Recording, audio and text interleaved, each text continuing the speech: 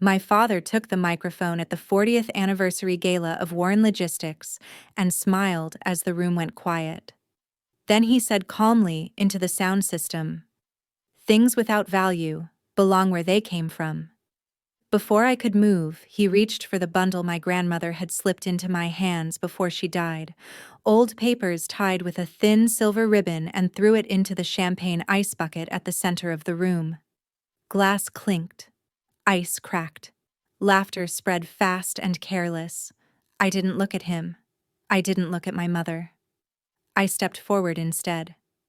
I knelt on the marble floor in a room full of evening gowns and polished shoes. I pushed my bare arm into the freezing water, felt the shock climb up my sleeve, and pulled the soaked papers out page by page, while my dress darkened and clung to my knees. No one stopped me. I stood. I held the dripping bundle against my chest, and I walked out without saying a word, without turning around, knowing something had been crossed that could never be undone. Before I tell you what happened after I left that room, take a moment to like and subscribe, only if stories like this resonate with you. Drop a comment and tell me where you're watching from and what time it is there. I like knowing I'm not telling this alone. Now stay with me, because that night didn't end at the door. I didn't go home after the gala. I drove until the city thinned and the lights blurred, then slept in my car with the heater off, the damp papers spread across the passenger seat to dry. The silver ribbon had bled onto the edges, leaving faint gray stains like fingerprints. I didn't open them. Not yet. I kept them close, as if distance might undo whatever my grandmother had tried to leave me. 2 days later, I walked into Northwest Trust, the federal branch downtown. The building smelled like carpet cleaner and old air. Everything inside was quiet in a way that felt rehearsed. I carried the bundle in both hands, wrapped in a plastic folder I'd bought at a drugstore. It looked fragile. It looked out of place. The teller took it from me without curiosity. Her eyes moved over the water-warped pages, the outdated formatting, the account number typed in a font banks stopped using decades ago. She didn't hide her expression. It was the same one my father used when he looked at me, polite, tired, already done. I gave my name, Natalie Warren, 30 years old, aviation safety engineer. I said it the way I always did, flat and efficient, as if facts only mattered when delivered without expectation. She nodded, turned to her screen, and began typing. The room stayed quiet. Too quiet. Her fingers slowed, then stopped. She leaned closer to the monitor, as if the numbers might shift if she changed the angle. A few seconds passed. Then she stood up so quickly her chair slid back into the counter behind her. "I need you to wait here," she said, already walking away. I sat. I folded my hands around the plastic folder. I watched a man across the lobby sign a check with a pen chained to the desk. I watched a security camera blink red. I felt the same familiar sensation settle in my chest, the one I'd carried since childhood, the knowledge that something was happening without me, and I was expected to stay still. When the branch manager appeared, she wasn't alone. A man in a dark suit followed, older, deliberate, holding a legal pad under his arm. They didn't introduce themselves in the open. They asked me to come with them. The room they led me into was small and windowless. It smelled like paper and dust and time. I sat at the table while they stood speaking in lowered voices just outside the door. Through the thin glass, I could see the teller still at her station, pretending not to look in my direction. I stared at my hands and thought about being 8 years old, finishing homework at the kitchen counter while my sister Stephanie tried on dresses for another fundraiser. About how my parents told people she had presents. About how I learned early that being reliable was not the same as being seen. I remembered working weekends in high school while she flew to conferences. Remembered being told I was independent, as if it were a compliment, not a warning. They hadn't wanted me to ask questions. They hadn't wanted me to notice patterns.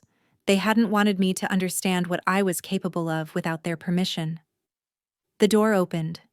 The manager finally spoke my name carefully, like it carried weight she hadn't expected. In that moment, before a single explanation, before any numbers were said out loud, something settled into place, a quiet certainty. My parents had never been afraid of me failing. They had been afraid of me knowing exactly who I was. The lawyer introduced himself only after the door closed. His voice was even practiced, the kind that never rises, no matter what numbers sit on the page. He placed a thin folder on the table between us and waited until I was looking at it before he spoke again. In 1989, my grandmother Margaret Sloan had established a private trust. He said the year, the way people say a date they've memorized, not a memory they carry. The trust had been sealed quiet, by design structured so that no statements were mailed, no alerts triggered, no attention drawn. It had been built to wait. I listened without interrupting. I've spent my career sitting through accident reviews and safety briefings, learning how to absorb information without reacting. This felt the same. Controlled. Procedural. Except it wasn't about machines or margins of error. It was about my family. The trust had been invested early and patiently. Boeing, Lockheed Martin, defense bond funds that grew slowly, deliberately, year after year. No sudden moves, no speculation. Everything reinvested, nothing withdrawn. For 35 years, the account had remained untouched, accumulating quietly, while the rest of the world moved on. He slid a printed statement across the table. The number at the bottom didn't look real at first. $9,860,000. The commas were placed with confidence, as if they'd always belonged there. I traced them with my eyes, not my finger. I didn't want to leave a mark.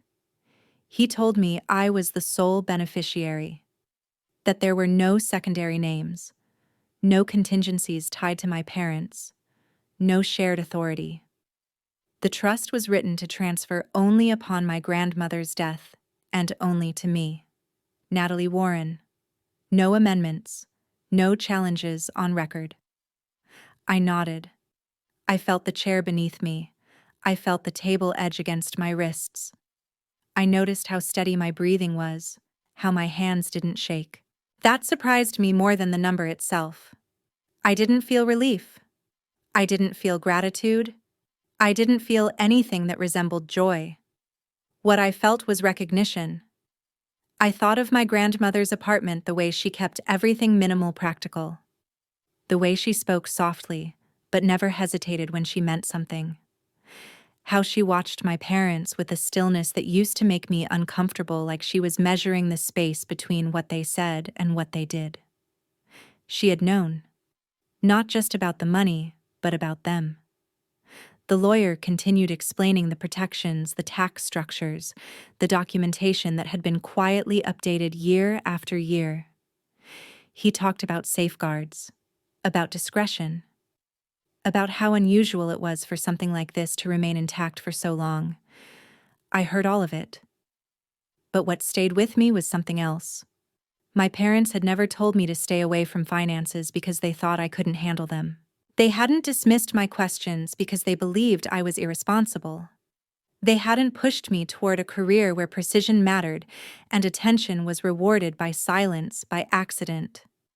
They hadn't wanted me near this because if I ever saw it, really saw it, I would understand exactly how carefully my grandmother had planned around them. I looked at the statement one more time, then folded it and placed it back in the folder. I didn't feel powerful. I felt exposed, like I'd stepped into a room I was never meant to enter and realized the door had always been unlocked, only hidden. Whatever this was, whatever my grandmother had left me, it wasn't a gift meant to make my life easier. It was something my parents had been afraid of for a very long time, and now it was mine. I didn't tell my parents what I'd learned. I didn't tell my sister either. I carried the knowledge the way I carried everything else, quietly, without letting it change my posture. But I needed to know whether the trust was an exception or a pattern, whether my grandmother had been careful or defensive. That's how I ended up sitting across from Evan Brooks in a narrow office above a closed bakery in Ballard. No signage on the door, no receptionist. Just a desk, 2 chairs, and the low hum of an old space heater. Evan didn't look like someone who dismantled financial narratives for a living. He wore faded jeans, spoke slowly, and asked very few questions. When I handed him the company name Warren Logistics, he didn't react. He just opened his laptop and started pulling threads. I watched his face as the hours passed. Not shock, not curiosity, recognition. He showed me how the company's cash flow never quite aligned with its public image, how short-term bridge loans were layered on top of older ones, constantly refinanced, never resolved, how assets were pledged then quietly repledged through shell entities that shared mailing addresses, but not paper trails. He explained cross-collateralization the way a doctor explains scar tissue, something that forms when damage is repeated, not healed. Warren Logistics didn't grow. It rotated. My parents had been careful with appearances. Stephanie's name appeared everywhere: press releases, conference panels, charity boards. She was positioned as the face of next-generation leadership while my parents stayed just behind the curtain. Evan showed me internal documents where her role vanished entirely. No authority, no liability, just a buffer. The company was already on a quiet watch list. Federal transportation auditors had flagged irregularities in fuel tax reporting and interstate shipment classifications. Nothing public yet. Just inquiries. Just letters. The kind that sit unanswered until they don't. Then Evan pulled up a property record from Bellevue. The house I'd grown up visiting on holidays. The one my mother liked to call temporary even after 20 years. A notice of default had been filed 3 weeks earlier. The lender's name was familiar. So was the timeline. I thought of the gala, of the urgency in my father's voice, of the way my mother had watched the room instead of me. Evan leaned back and finally spoke. "They're not wealthy," he said. "They're late." The words landed heavier than I expected. Not because they were cruel, because they were precise. I asked how long it had been this way.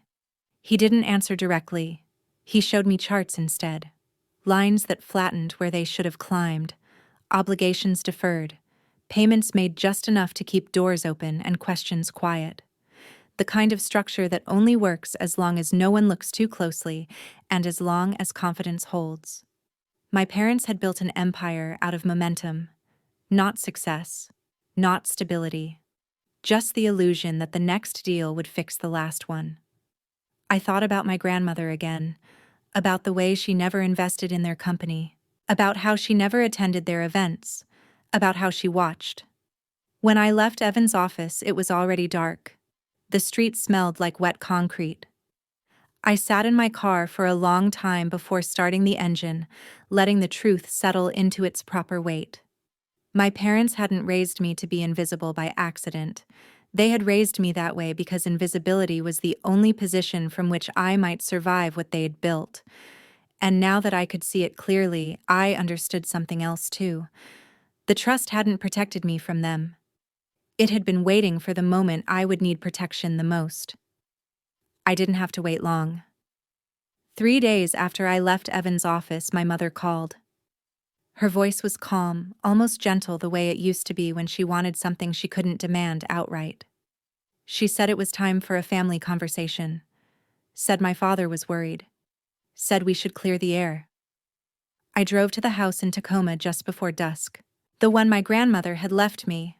The porch light flickered when I stepped out of the car. I remember noticing that the way small details sharpen when you already know something is wrong. They were sitting at the dining table when I walked in. No food, no warmth. Just papers stacked neatly between them, aligned at the edges like a presentation. My father didn't stand. My mother gestured for me to sit. They didn't ask how I was. My father spoke first. He said the house was a complication, that it wasn't practical for me to manage, that the property taxes alone were more than I understood.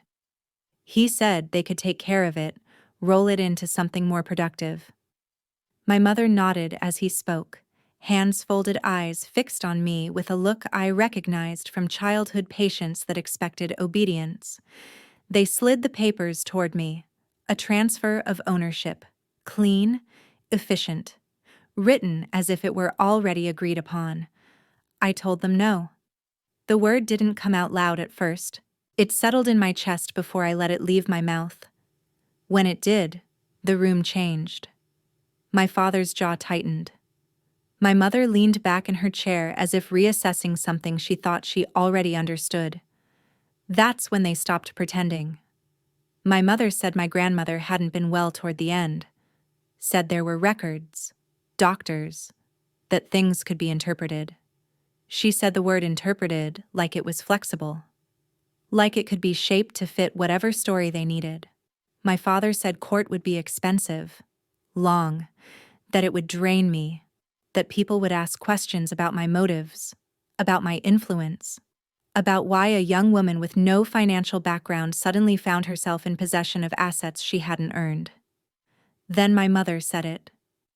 "You're not smart enough to hold on to this," she said quietly. Not angry. Certain. As if she were offering me mercy. "You don't understand what kind of world this is." I looked at her hands, at the ring she'd worn for 30 years, at the table my grandmother had refinished herself. I felt something shift slow and final. They weren't afraid I'd waste what I'd been given. They were afraid I wouldn't give it back. I realized then that the timing wasn't a coincidence. The gala, the call, the urgency. They were running out of options. The house wasn't sentimental to them. It was liquid. It was one more thing they could turn into time. I stood up. I didn't raise my voice. I didn't argue. I just told them again that the house wasn't for sale and it wasn't theirs to take. My father's face hardened. My mother didn't look at me at all. As I walked out, I understood something with a clarity that surprised me.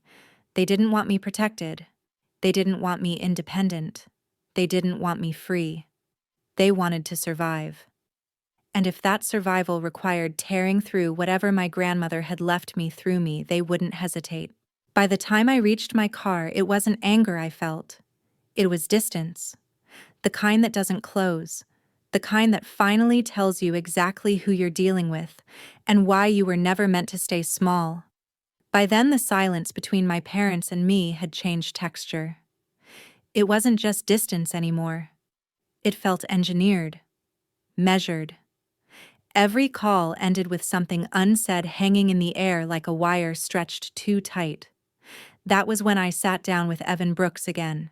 Same cafe, same corner table by the window. This time I brought someone else with me, Dr. Harold Finch. He was older, careful with his words, the kind of man who listened with his whole body. A forensic psychologist who'd spent years advising regulators on financial fraud cases. Not to prosecute, to understand behavior. We didn't talk about revenge. We didn't talk about winning. We talked about gravity. Evan spread the documents out slowly, not dramatically, just enough to see the pattern loans feeding loan signatures, repeating numbers rounded in ways they shouldn't be. Finch watched my face more than the papers. "They won't stop," he said eventually. "Not because they're cruel, because they're cornered." I asked what that meant for me. "It means you don't confront," Evan said. "You let them move." The plan wasn't to hire an attorney and send letters. That would only make them defensive, smarter, quieter. We needed something else, an opening where their instincts would override their caution. So I became smaller. I called my parents one night and let my voice shake. Not too much, just enough. I told them the fund was being audited, that there were questions about tax exposure I didn't fully understand.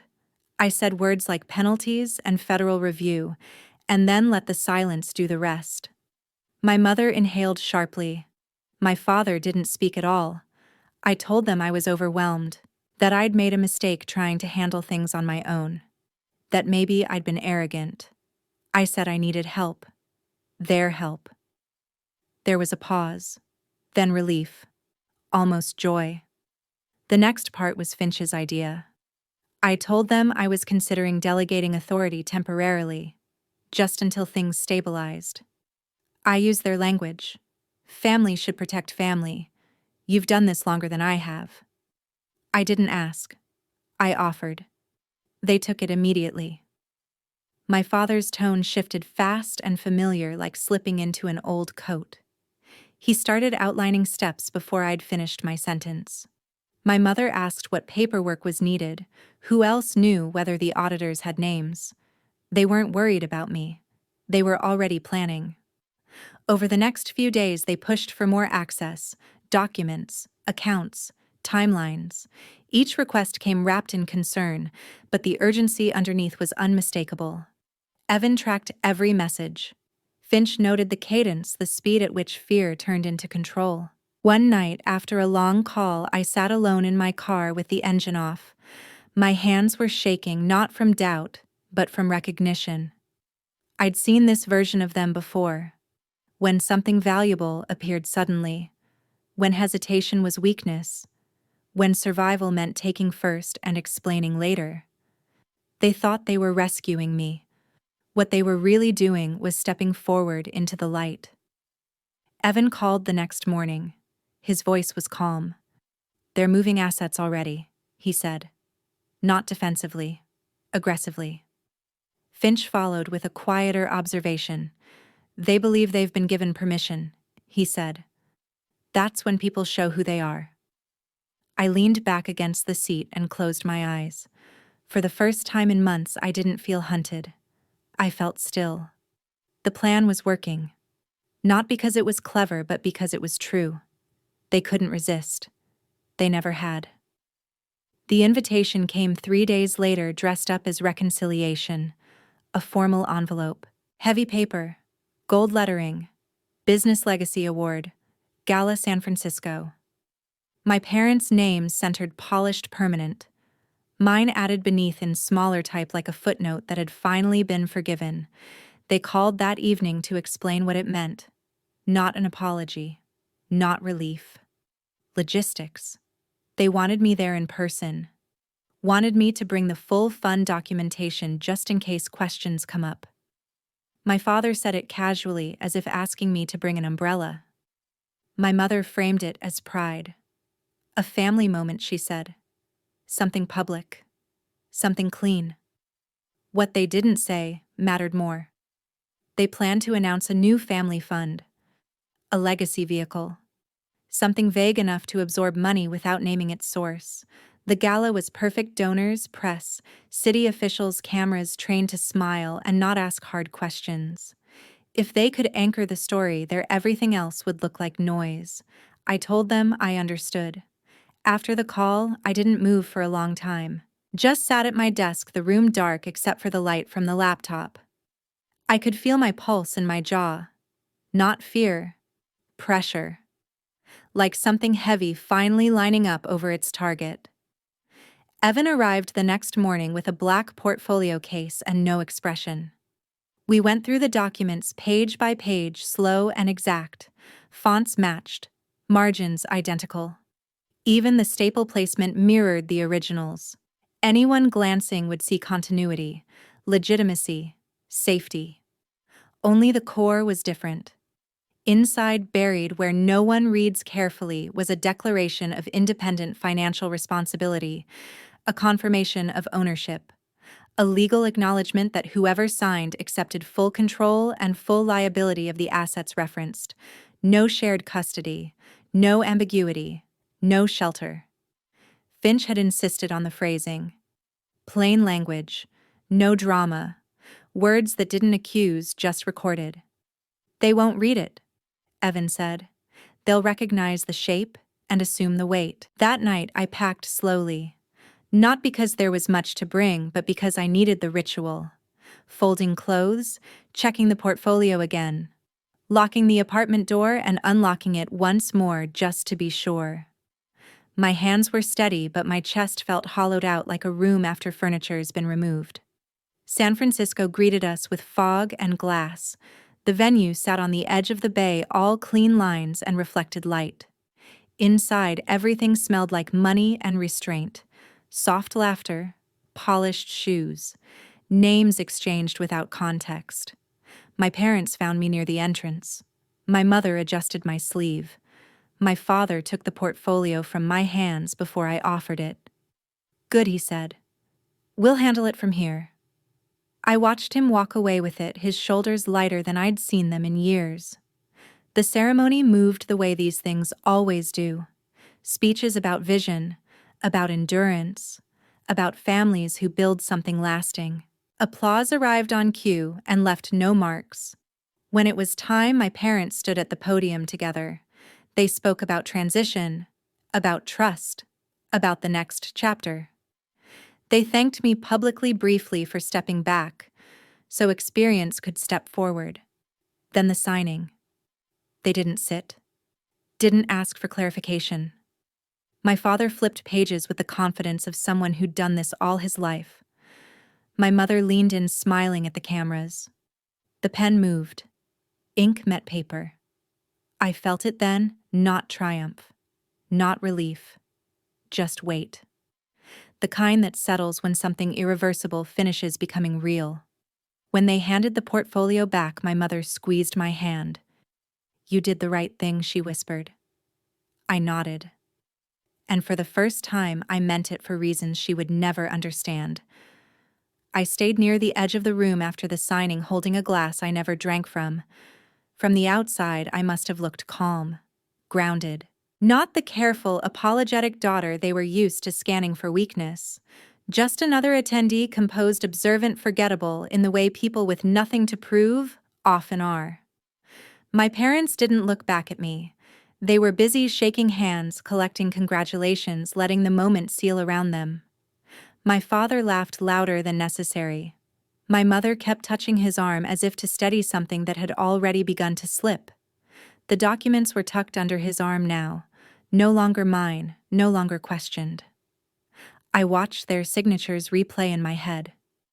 No hesitation, no request for counsel, no pause to read beyond the familiar formatting. They didn't delegate it to an assistant or route it through a proxy. They signed as themselves. Full names, clean strokes. The way people sign things when they believe the ground beneath them is solid. They had always taught me that signatures were power, that names carried weight, that putting yours on paper meant control. Tonight, it meant exposure. Evan brushed past me once, barely meeting my eyes. A nod. That was all.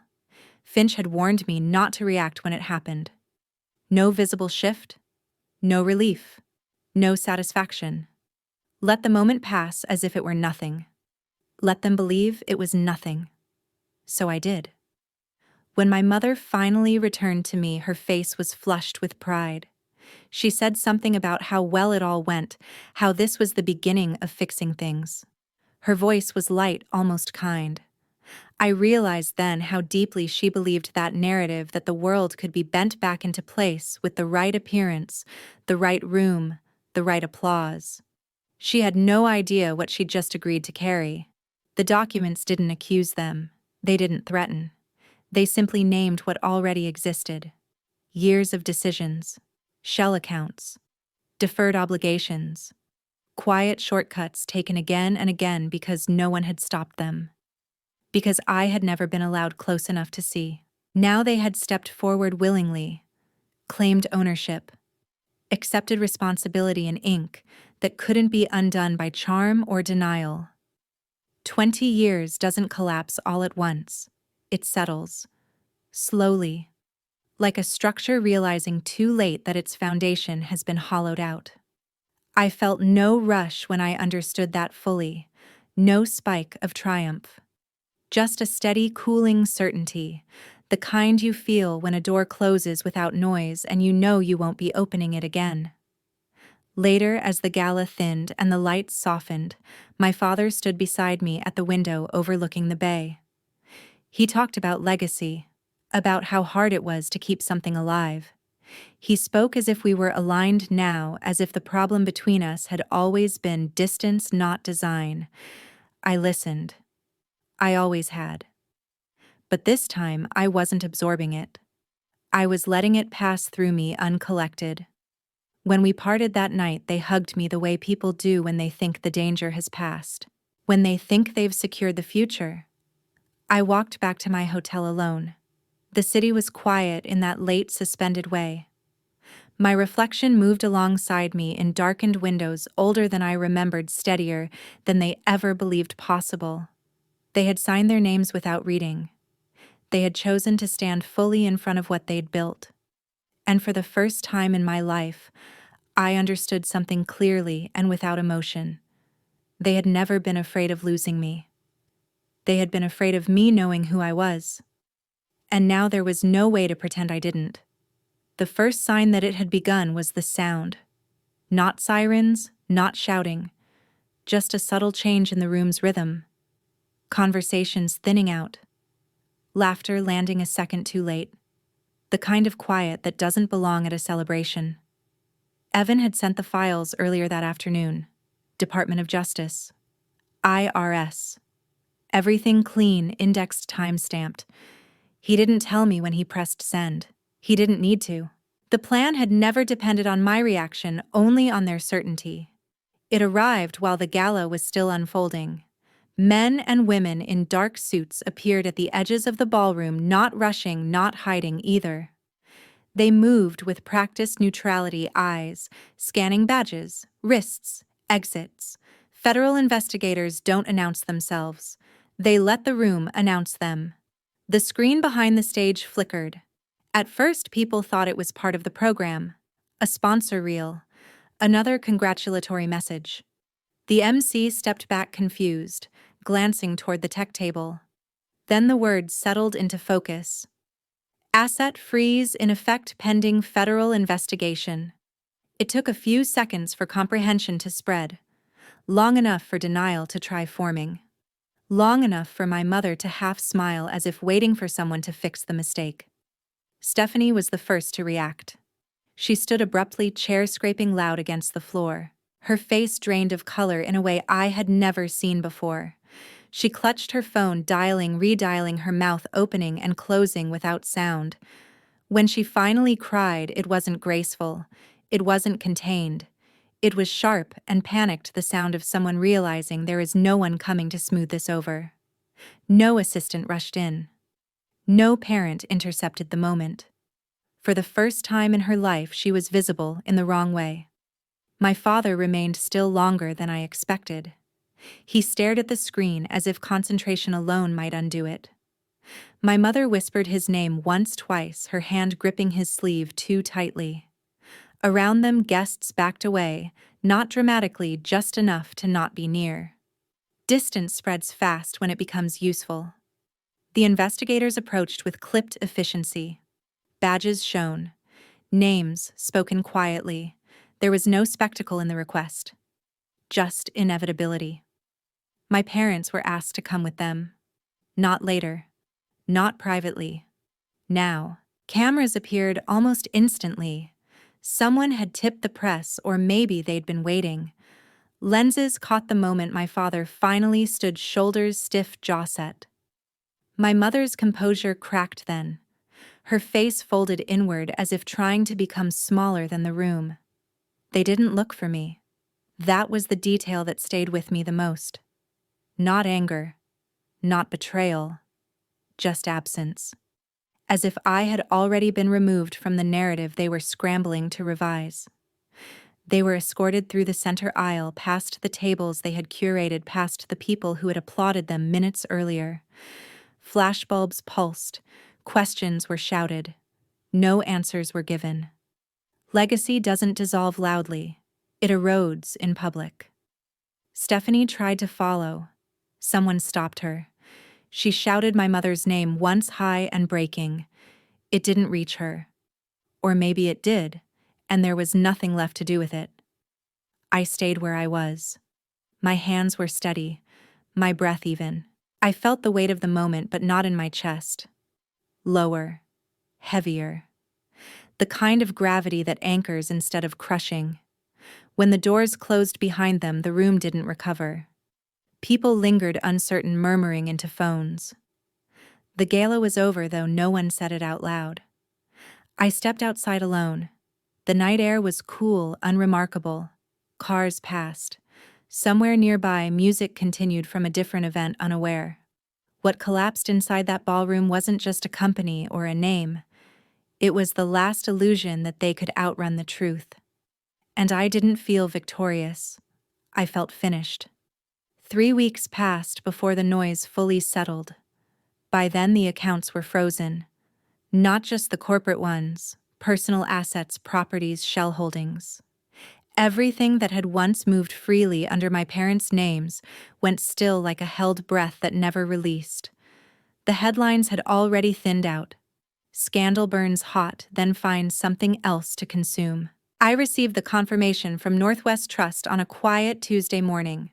Full control of the trust had been transferred to me. No contingencies left, no shared oversight. Just my name alone on the documents written in clean ink. I read the email twice. Then I closed my laptop and went to work. I didn't resign. I didn't take a leave. I kept my badge clipped to my bag, kept my routine intact. I still walked through hangars that smelled like oil and metal, still signed off on safety reports, still corrected things before they failed. The work didn't know what had happened to my family. It didn't care. There was something steady in that. In the evenings, I drove south to Tacoma. My grandmother's house had been sitting untouched for years, preserved more by neglect than reverence. The paint was tired. The roof needed work. Inside dust softened the corners of familiar things. I hired contractors for what was necessary, wiring, plumbing, the parts that keep a place standing, but I was precise about what stayed. The dining table remained. It was scarred and uneven, one leg slightly shorter than the others, folded napkins still tucked into the drawer where she kept them. I wiped it down myself the first night, slow and deliberate, as if learning its shape again. I ate there alone, listening to the house settle, feeling the weight of quiet that wasn't hostile. That was when it began to make sense. The money didn't change who I was. It didn't sharpen my voice or straighten my spine. It didn't fill anything that had been hollow. What it gave me was space, distance, the ability to decide without fear of consequence imposed by someone else's panic. Safety in its most practical form. I didn't reach out to my parents. They didn't reach out to me. Our lawyers exchanged what needed to be exchanged. The rest stayed untouched. There was nothing left to clarify. Sometimes I thought about Stephanie, about how silence must feel when you've never learned how to stand inside it. I hoped she would figure it out. I didn't wait to see if she would. On one of those evenings in Tacoma, I found the last note my grandmother had written to me tucked into a drawer I hadn't opened before. It wasn't poetic. Just a few lines in her careful handwriting. About patience. About watching people long enough to learn who they are when they think no one is counting. I folded it back where it belonged. Family, I realized, isn't defined by blood or history or the length of time you've been told to endure something. It isn't the place you come from by default. It's the place where you're allowed to remain upright. The place that doesn't test your worth in public. That doesn't discard what matters to you for the sake of a laugh or a narrative. Family is the place that doesn't throw you into a bucket of ice to prove a point, then call it love. When I sit at that old table now, I don't feel rich. I feel steady. And for the first time in my life, that feels like enough. There's one thing I learned from all of this, and it didn't arrive all at once. It came quietly in the weeks after, when no one was watching anymore. I learned that survival doesn't always look dramatic. Sometimes it looks like choosing not to explain yourself, like keeping your job, like eating alone at a table that remembers you. I learned that love, when it's real, doesn't ask you to become smaller so others can stay comfortable. And harm doesn't always come from strangers. It often comes wrapped in familiarity, smiling as it reaches for what's yours. I don't believe everyone who hurts you is evil. But I do believe patterns matter. Repetition matters. And the moment you stop excusing what keeps breaking you is the moment something inside finally gets quiet. If this story stirred something in you, I'd really like to hear your thoughts. Where did it land for you? What did it remind you of? Feel free to share in the comments. And if you find yourself drawn to stories like this, slow, honest human, consider liking the video and subscribing. It helps keep these conversations going and it reminds me I'm not sitting at this table alone.